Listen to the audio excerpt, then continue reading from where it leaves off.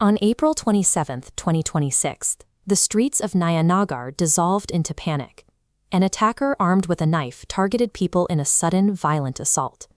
The local Nagar police responded immediately. They secured the area, gathered statements, and registered the case as a standard violent crime. But within a matter of hours, local authorities lost jurisdiction.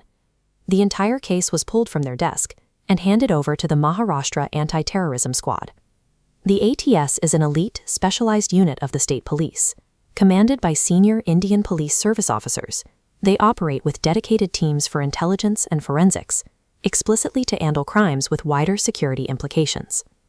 This abrupt transfer signaled an immediate shift in authority. It indicated that what looked like a random local attack had crossed a threshold into a potential national security crisis. Local police handle crimes contained within municipal boundaries, driven by localized motives. But if a motive ties to an outside network, like a digital cell, local tools fall short. Precincts aren't built to track trails extending into different countries. The ATS was engineered to fill this exact void. They are the institutional patch designed to take over when an investigation expands beyond the capacity of local law enforcement. Elite units don't take over cases on a whim. They look for jurisdictional tripwires, specific anomalies at a crime scene that suggest a deeper threat. In the Nagar attack, the first tripwire was behavioral. Witness statements revealed that the assailant, Zaib Zubair Ansari, actively questioned his victim's religion and demanded they recite the Kalma before striking. Then came the physical tripwire. During a search of Ansari's residence, investigators recovered a handwritten note explicitly mentioning ISIS, real jihad, and Gaza. The third tripwire was digital. Early data extracted from Ansari's mobile phone pointed toward radicalization through extremist online content. The discovery of this material reclassified the stabbing as an active terror investigation, officially moving the case under the specialized jurisdiction of the ATS. Right now, the ATS is in the thick of the digital forensics phase. Investigators are tearing apart Ansari's digital footprint piece by piece.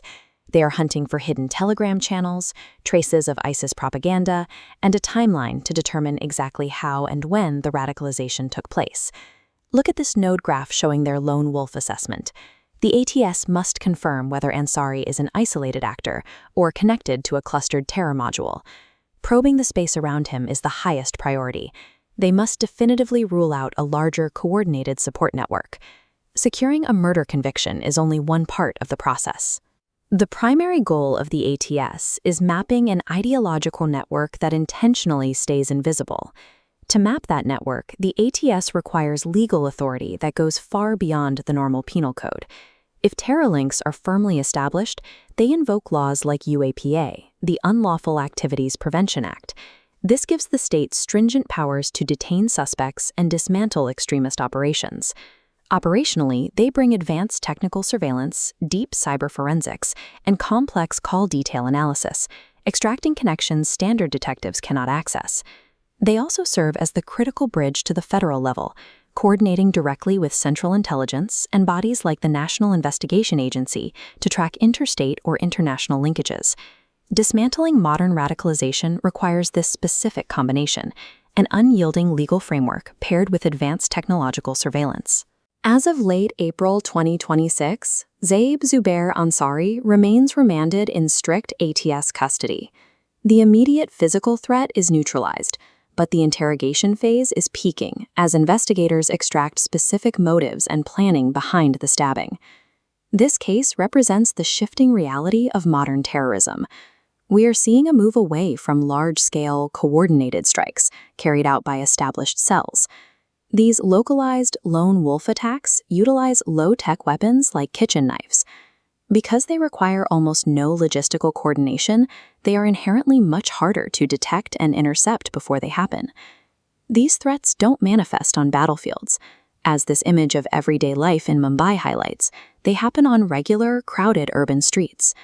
In the digital age, a person consuming extremist content online can step out their front door and execute an attack within minutes. The barrier between a random street altercation and an act of global terrorism is incredibly thin. The Anti-Terrorism Squad acts as a critical filter, the mechanism required to recognize a coordinated threat hiding in plain sight.